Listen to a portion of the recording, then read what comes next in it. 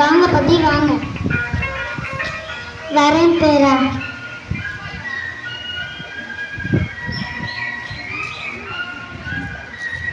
பாட்டி. சரி பேரா. பேரா கடைக்கு போலாமா? பாட்டி வந்த உடனே வா. ஆமாம் பேரா, உனக்கு ஏசி வாங்கி கொடுக்கணும்னு தோணுது. சரிங்க பாட்டி.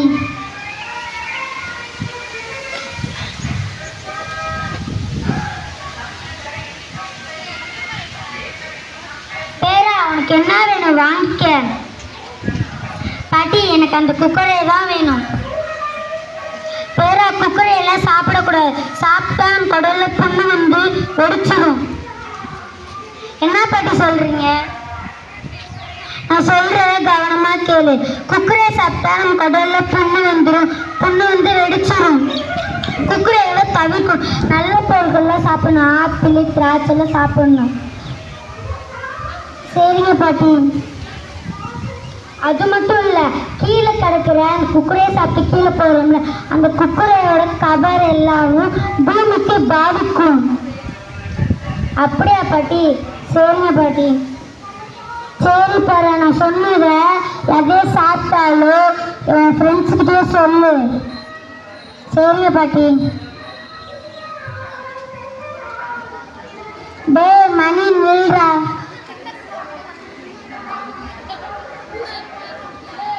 சொல்றா கவினே. டே நேற்று எங்க பாட்டி வந்து ஒரு குக்கரை சாப்பிடக்கூடாதுன்னு சொன்னாங்க. அப்படியாடா? ஆமாண்டா. அதை நம்ம சாப்பிட்டா கடல்ல புண்ணு வந்து வெடிச்சிருமாண்டா. யாரையாச்சும் குக்கரை சாப்பிட்டா நீ சொல்லு. சரிடா. இப்போ நம்ம ஸ்கூலுக்கு போகலாமா? சரிடா.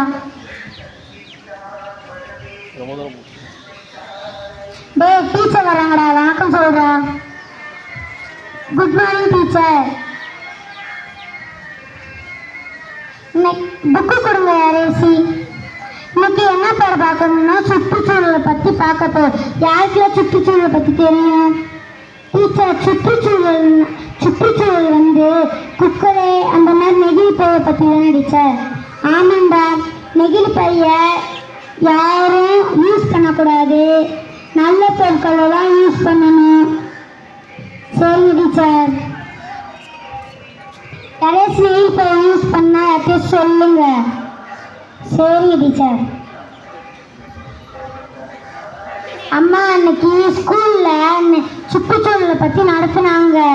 நெகிழி பையை யூஸ் பண்ணக்கூடாது, அப்புறம் நல்ல பொருட்களெல்லாம் யூஸ் பண்ணணுண்டு. அப்படியாடா மகனே? ஆமாம்மா. சரிடா, நம்ம இனிமேல் நெகிழி பையை யூஸ் பண்ண வேணாம்.